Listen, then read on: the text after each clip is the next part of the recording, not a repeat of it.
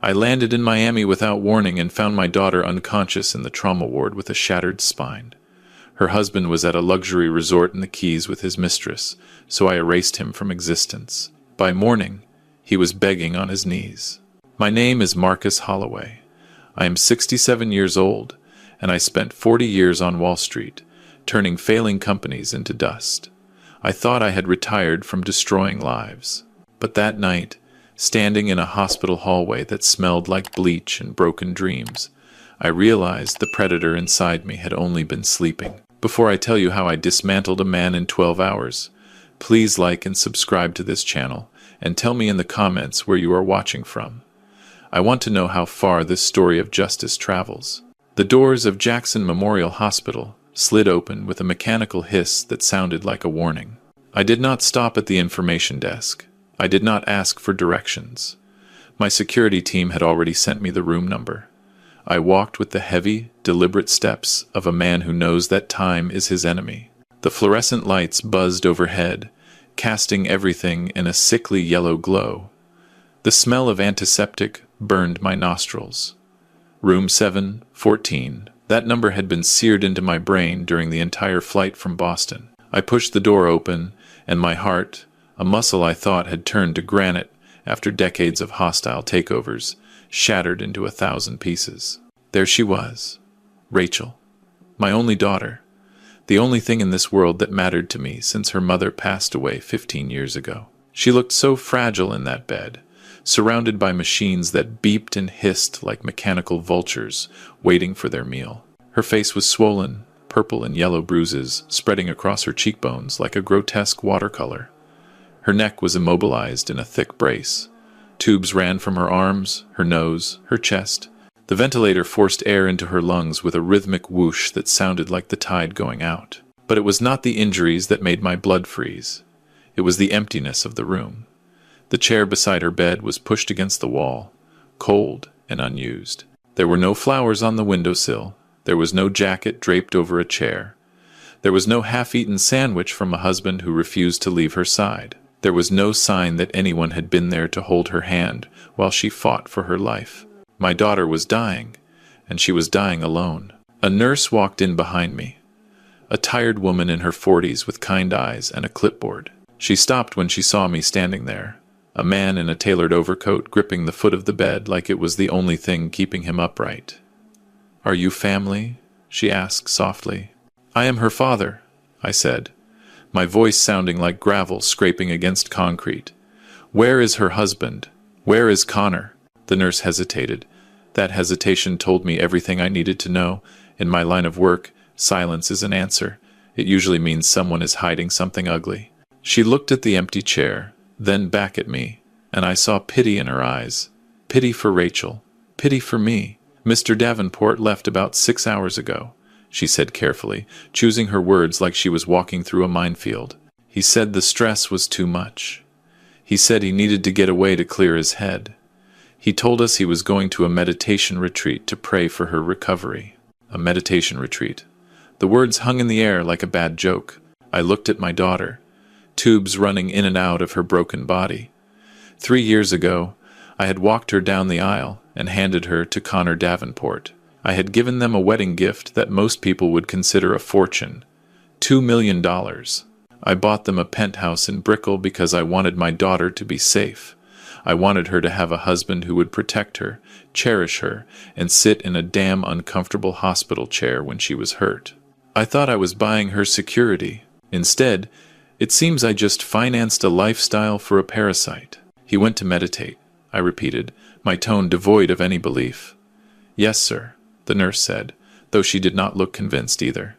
"He seemed very upset. He said he was going to the Everglades, to some spiritual center."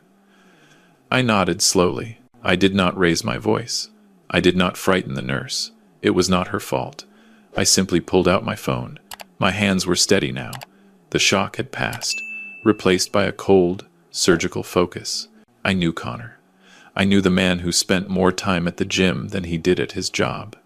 I knew the man who always ordered the most expensive bottle at dinner without knowing how to pronounce the vineyard. Connor did not meditate.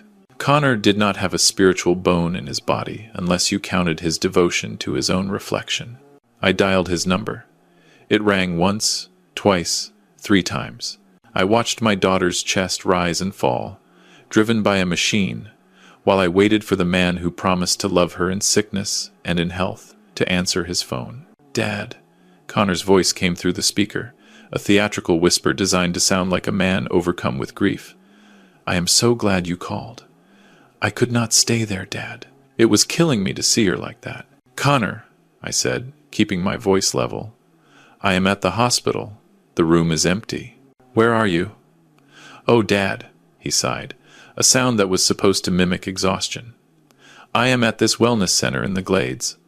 I needed to reconnect with my inner peace so I could be strong for Rachel. I just could not handle the machines, you know? The beeping. It was destroying my soul. I am doing chakra work right now, healing energy for her. It was a good performance, almost convincing, except for one thing. Connor was careless. He had not muted his surroundings properly. In the background, beneath his fake spiritual crisis, I heard something. It was not the silence of a meditation retreat. It was not the chirping of birds or the gentle sound of nature. It was a rhythmic thumping, a heavy bass beat, and then the distinct sound of a woman laughing, high and carefree, followed by the splash of water. "You are at a wellness center?"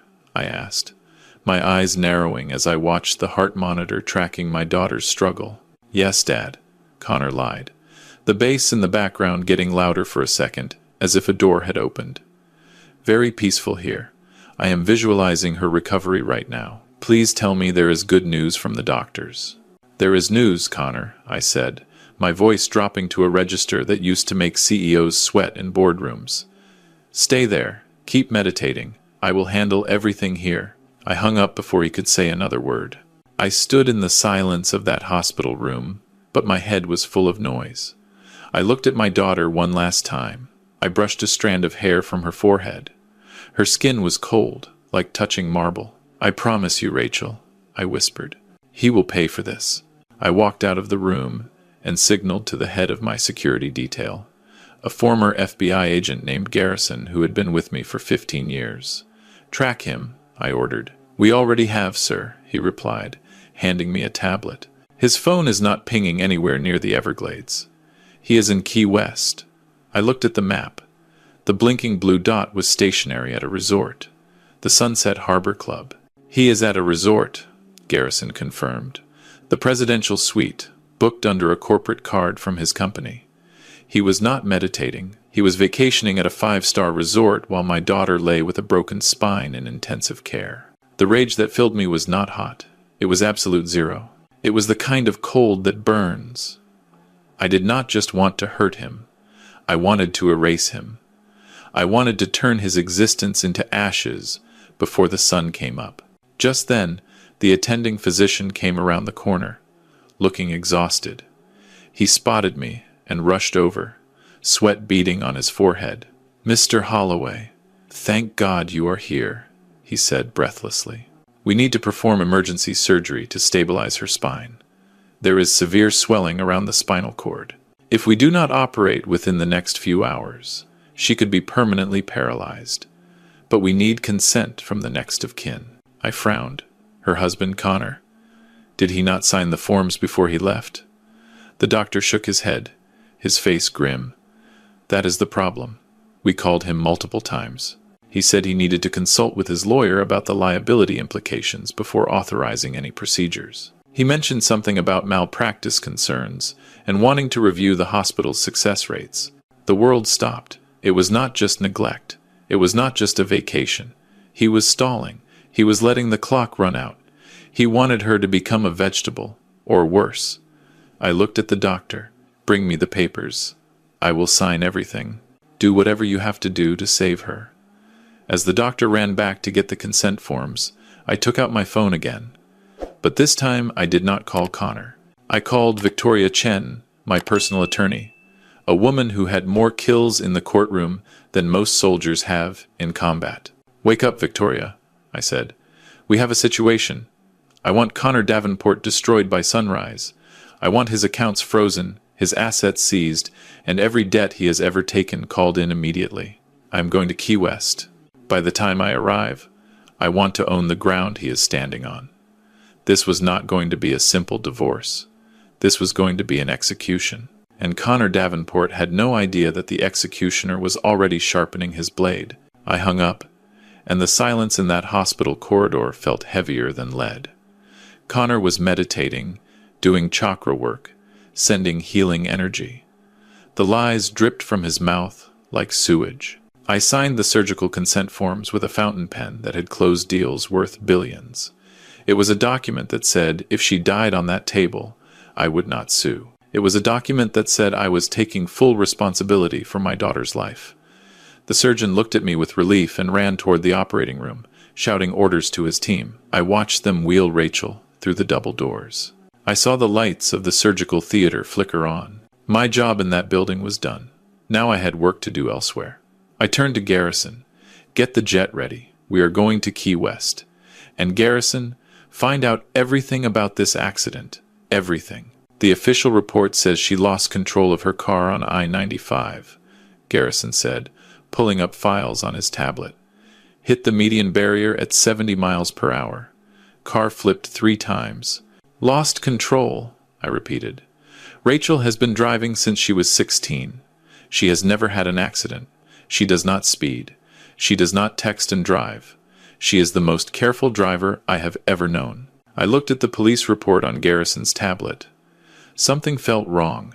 Rachel's car, a Mercedes SUV I had bought her last year, was one of the safest vehicles on the road. It had every safety feature imaginable. Get me the vehicle, I said. Whatever is left of it. I want our forensics team to examine every piece.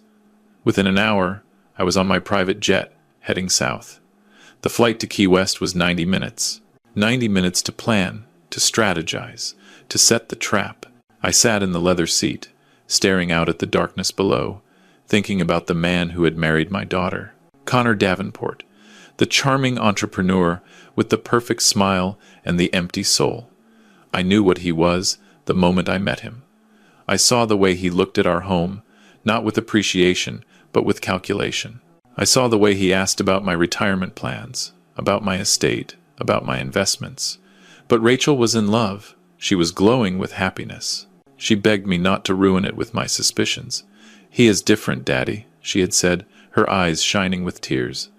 He loves me for me, not for your money. Please, just be happy for me. So I relented. I let her marry him without the prenup I wanted. I gave them the penthouse. I invested in his tech startup that never seemed to produce anything but excuses. I thought if I filled his pockets enough, he would not need to empty hers. I was a fool. A rich, powerful fool. My phone buzzed. It was Victoria. Tobias, she said, her voice sharp. I have been pulling his financial records. It is worse than we thought. Tell me, I said. The penthouse you bought them. He took out a second mortgage on it 8 months ago. Borrowed $1.8 million against the property. That is impossible, I said. The deed is in both their names. He would need Rachel's signature.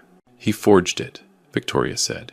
I have a handwriting expert reviewing the documents now, but it is clear as day. The signature is a fake. He borrowed the money without her knowledge. Where did the money go?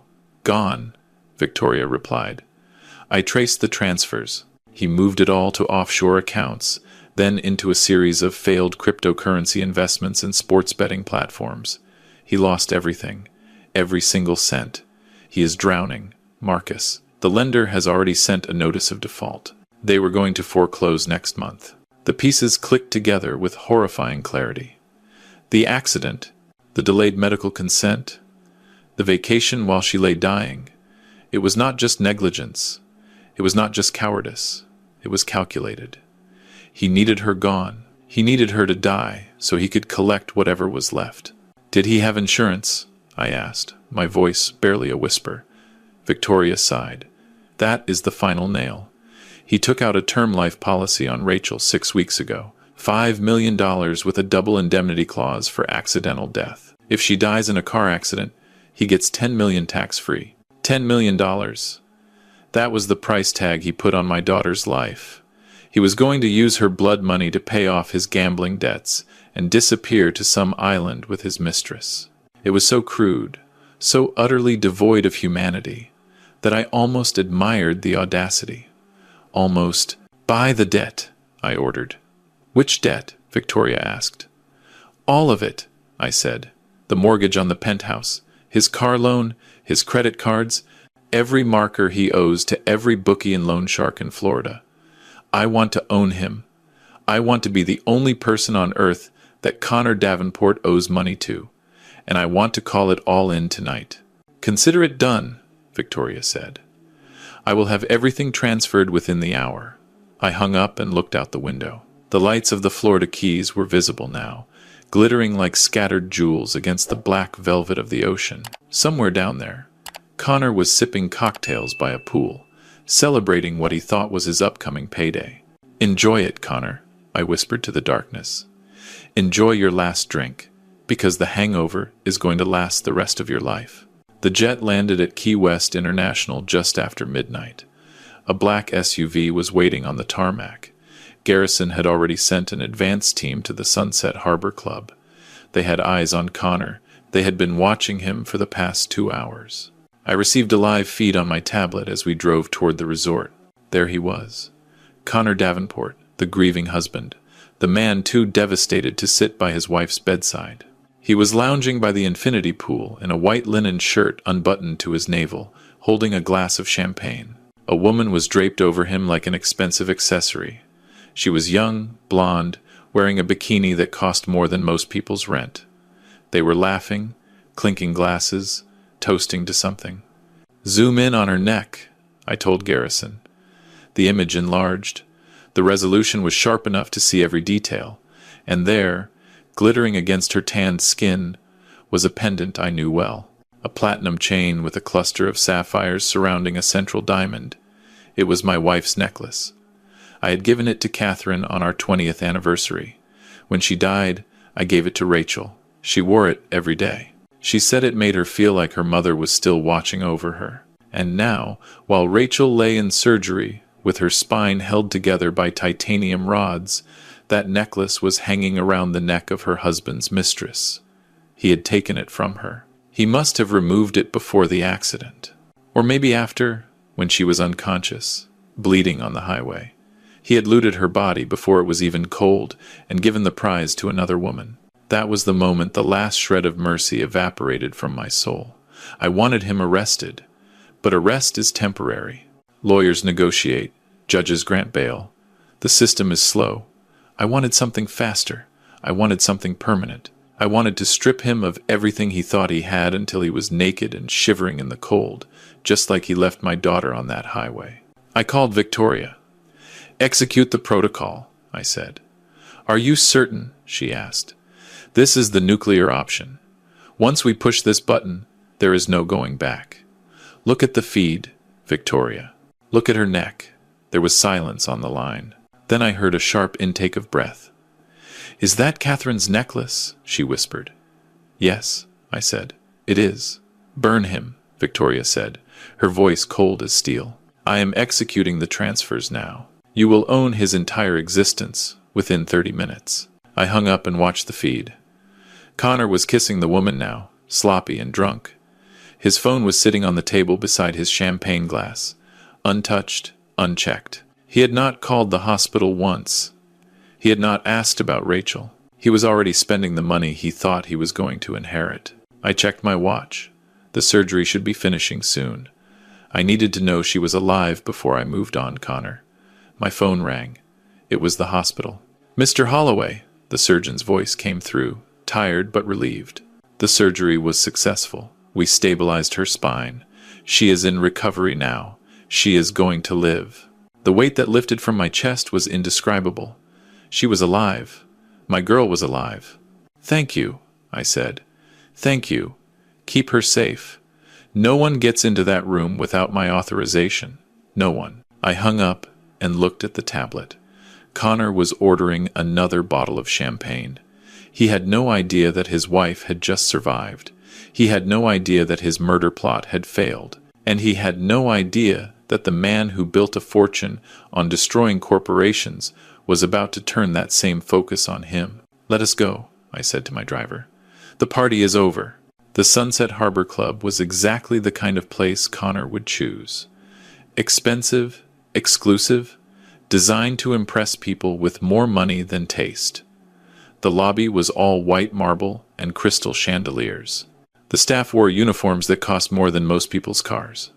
I walked through the entrance like I owned the place. By morning, I very well might. Garrison had already briefed the resort manager, a nervous man named Phillips, who understood immediately that cooperating with me was in his best interest. I did not threaten him. I did not need to. My reputation preceded me. He gave me a keycard to the pool area and promised to keep his security team away for the next hour. I found Connor exactly where the surveillance feed showed him. He was still by the pool, though the crowd had thinned. It was nearly 2 a.m. Most of the other guests had gone to bed. Only Connor and his mistress remained, along with a few stragglers who were too drunk to notice anything. I walked slowly across the pool deck, my footsteps silent on the wet tiles. Connor had his back to me. He was laughing at something the woman had said, his head thrown back, completely oblivious. I stopped 3 feet behind him and waited. One of the waiters noticed me and froze. He recognized the look on my face. He quietly backed away. "Hello, Connor," I said. He spun around so fast he nearly fell off his lounge chair.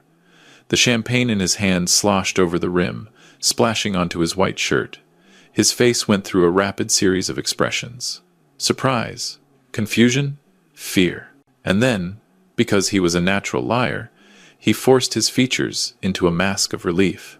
"Dad," he exclaimed, scrambling to his feet. "Oh, thank God. How did you find me? I came here to decompress. The stress was unbearable. Please, tell me there is news about Rachel. Is she okay?" I did not answer immediately. I looked at the woman still lounging on the chair behind him. She was watching me with a mixture of curiosity and annoyance, as if I was interrupting her evening. The sapphires around her neck caught the light from the pool, sparkling like stars. "Introduce me to your friend," I said, my voice calm and cold. Connor glanced back at her, panic flickering in his eyes. "Oh, this is just a colleague from the meditation retreat. We ran into each other here. She was helping me process my emotions." "A colleague," I repeated, "at a 5-star resort, in a bikini, wearing my dead wife's necklace." The color drained from Connor's face. He opened his mouth, closed it, opened it again. For the first time since I had known him, he had nothing to say. I took a step closer. "Rachel is alive," I said. "The surgery was successful. She is going to recover." I watched his face carefully. I expected him to look relieved.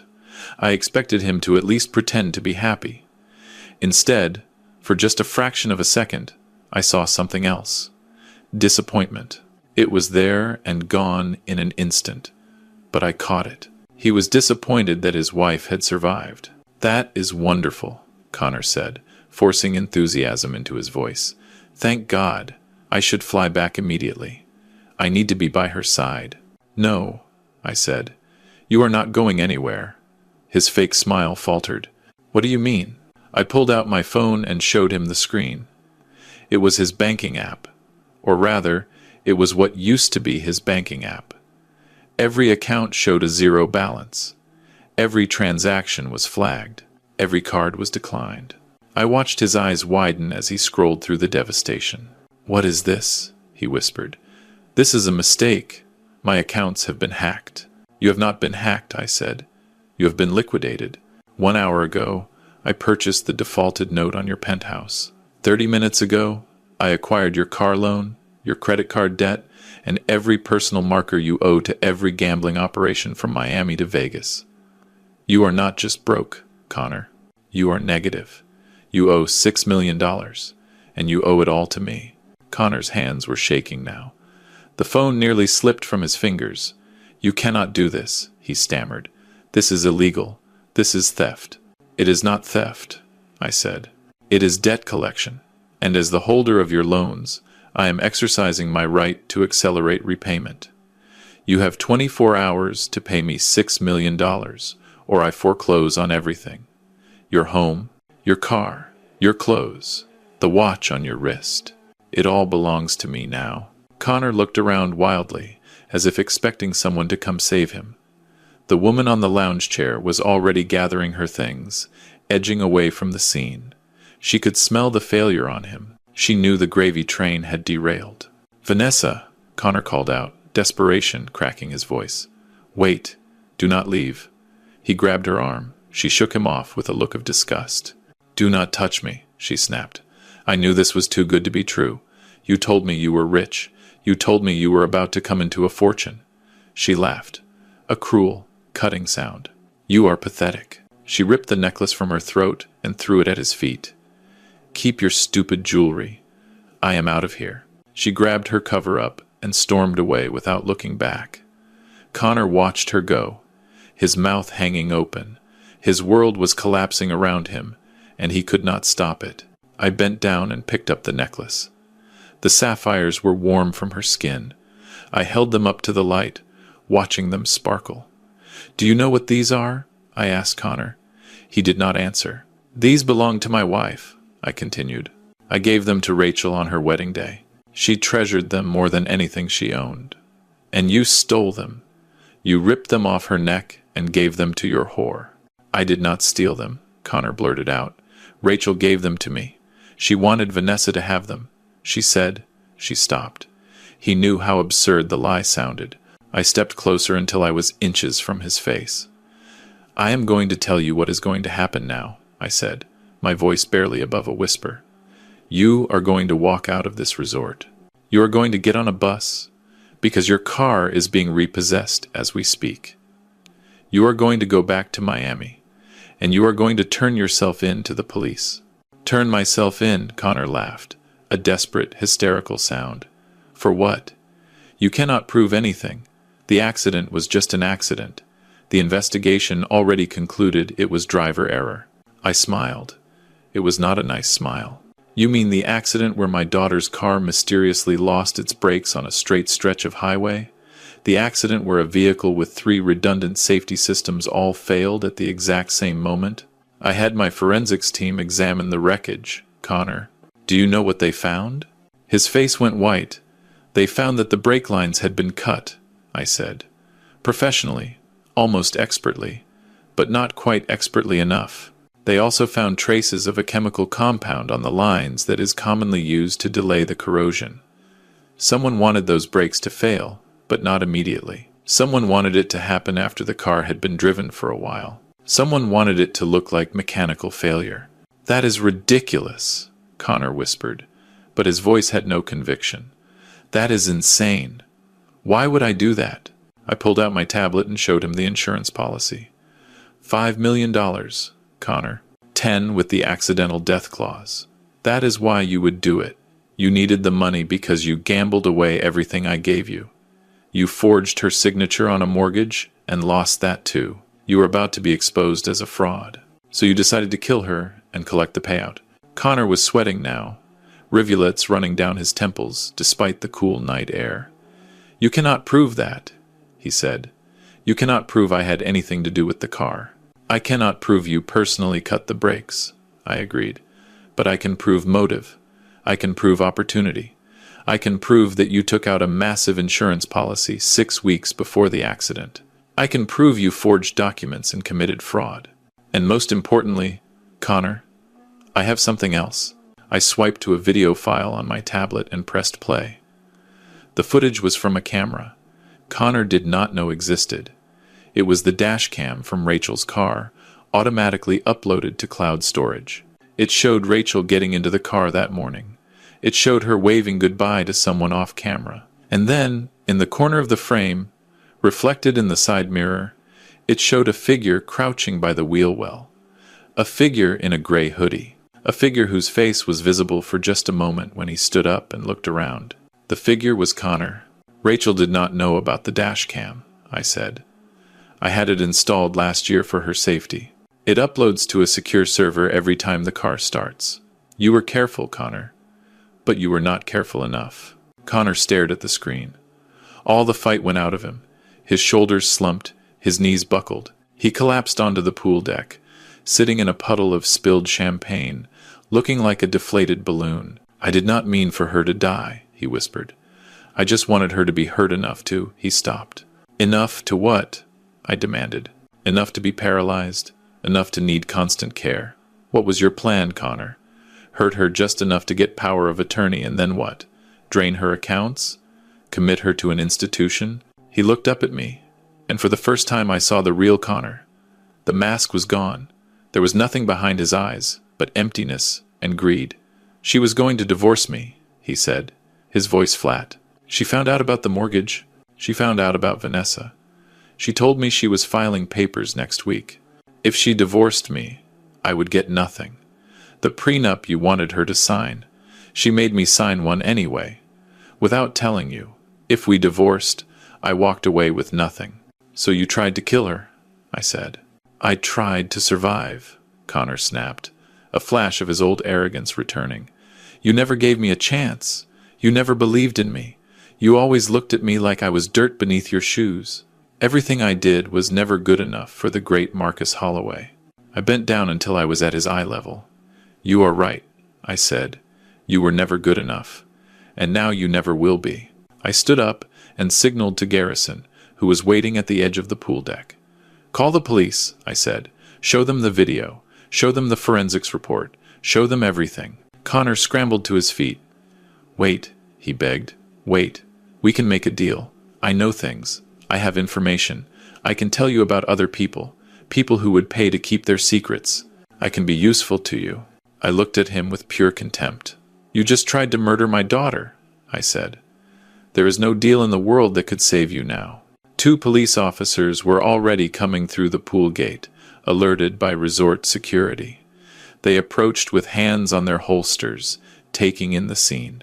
Connor saw them and made one last desperate move. He lunged at me, grabbing the collar of my jacket, pulling me toward him. "You owe me!" he screamed, spit flying from his lips. "I gave Rachel 3 years of my life. 3 years. And all I got was scraps from your table. You treated me like a servant. You looked down on me. This is your fault. All of it." I did not flinch. I did not pull away. I looked directly into his wild, desperate eyes. "No, Connor," I said calmly. "This is your fault. You married my daughter for money. You stole from her. You tried to kill her. And now you are going to prison. The only person you have to blame is the one you see in the mirror." The officers pulled him off me, twisting his arms behind his back. The handcuffs clicked shut with a sound that signaled the end of his freedom. "Connor Davenport," one of the officers said, "you are under arrest for attempted murder, insurance fraud, forgery, and assault. You have the right to remain silent." Connor was not silent. He screamed and cursed and threatened as they dragged him across the pool deck. He made promises of revenge. He swore he would get out on bail. He claimed he had powerful friends who would help him. But his voice got smaller and smaller as they took him away, until finally the night swallowed him up entirely. I stood alone by the pool, holding my wife's necklace in my hand. The water was still and silent, reflecting the stars above. The champagne bottles lay overturned on the ground, their contents mixing with the puddles of chlorinated water. I thought about Rachel. I thought about the doctors working to save her spine. I thought about the months of recovery ahead, the physical therapy, the pain she would endure. I thought about the grandchild I might never have because of what Connor had done to her. Then I thought about Connor, sitting in the back of a police car, realizing that his life was over. The money was gone. The mistress was gone. The resort, the champagne, the lies, all gone. He would spend the rest of his years in a cell, thinking about how close he had come to getting away with it. It was not enough. No punishment would ever be enough for what he had done. But it was justice. Cold, hard, financial justice. The only kind I knew how to deliver. My phone buzzed. It was the hospital. "Mr. Holloway," the nurse said, "your daughter is awake. She is asking for you." I took a deep breath. I put the necklace in my pocket. I walked away from the pool, away from the scene of Connor's destruction, and headed back to the airport.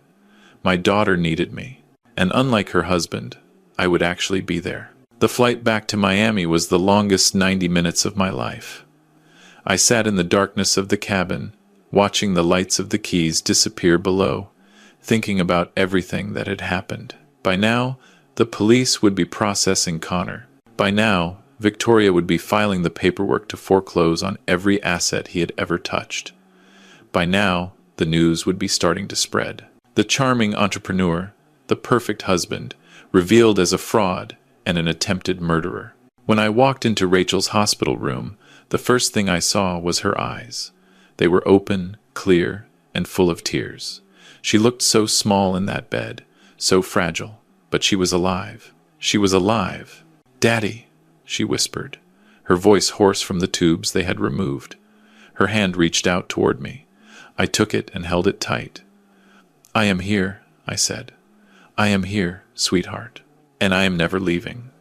She tried to smile, but it turned into a sob. "I know," she said. "I know about Connor. The police were here. They told me about the breaks."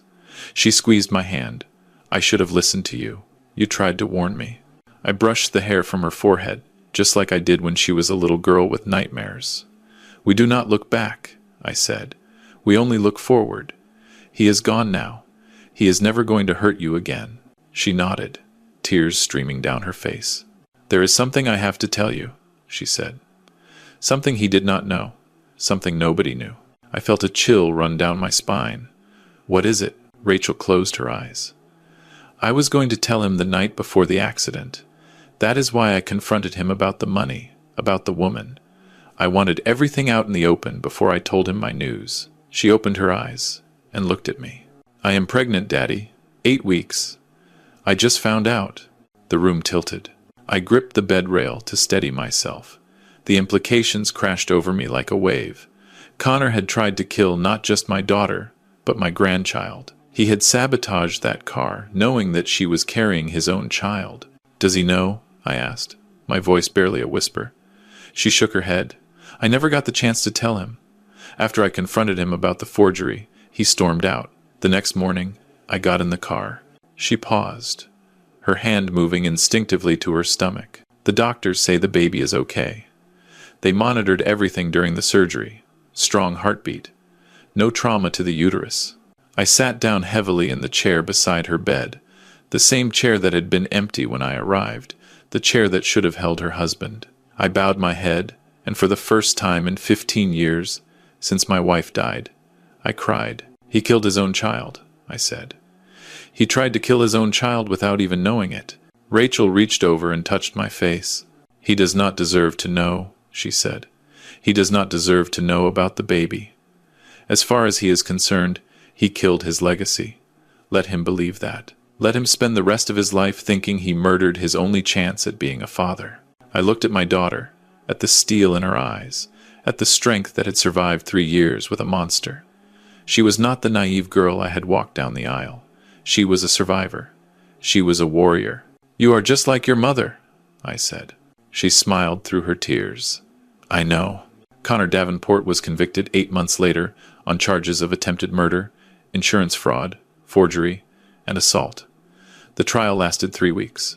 The dashcam footage was played for the jury. The forensics expert testified about the cut brake lines. The insurance investigator detailed the suspicious policy. Victoria made sure every piece of evidence was presented in the most damaging light possible. Connor tried to claim insanity. He tried to claim emotional distress. He tried to blame me, saying I had driven him to desperation with my controlling behavior. None of it worked. The jury deliberated for 4 hours and came back with a guilty verdict on all counts. He was sentenced to 45 years without the possibility of parole. He will be 93 years old before he is eligible for release. He will die in that cell, alone and forgotten, just like he left my daughter on that highway. The penthouse in Brickell was sold at auction. I bought it myself, just so I could donate it to a women's shelter for survivors of domestic abuse. The car, the clothes, the watches, everything Connor had ever owned was liquidated, and the proceeds went to charity. Every trace of his existence was erased. Rachel recovered. It took 6 months of physical therapy, but she learned to walk again. The doctors said she was a miracle. I said she was her mother's daughter. And 5 months ago, my grandson was born. We named him Thomas, after my father. He has Rachel's eyes and Catherine's smile. When I hold him in my arms, I think about everything that almost was. I think about Connor on that highway, cutting the brake lines, believing he was about to become a rich man. He had no idea he was destroying his own future. That is the cruelest irony of all. Connor killed for money he would never see. He tried to murder a woman who was carrying his son. He threw away everything that could have given his life meaning, all for a payout that evaporated the moment I made a phone call. I am 67 years old now. I have more money than I could spend in 10 lifetimes. But the only wealth that matters is sleeping in a crib in my daughter's apartment, gurgling at the ceiling, completely unaware of the monster who almost ended his life before it began. If you are watching this, if you suspect someone close to you is not who they claim to be, trust your instincts. Document everything. Pay attention to the details. And if they cross the line, do not wait for the system to catch up. Take action. Use whatever tools you have. Money is not just currency. It is power. It is protection. It is the weapon that can destroy those who threaten what you love. Connor thought I was just a rich old man. He thought I was slow, sentimental, easy to manipulate. He forgot how I got rich. He forgot that I spent 4 decades dismantling companies and exposing fraud. He thought he was the predator. He did not realize he had walked into the den of something far more dangerous. Do not ever come for my family. Because I do not just have money. I have patience. I have resources. And I have a memory that never fades. If you cross the line, I will not just sue you. I will erase you. I will wait until you think you are safe, until you think you have won, and then I will turn off the lights. This is Marcus Holloway, signing off. If you believe in protecting family at all costs, hit that subscribe button and share this story. Let it be a warning to anyone who thinks they can hurt the people we love and get away with it. Stay vigilant, stay strong, and never sign anything without reading the fine print.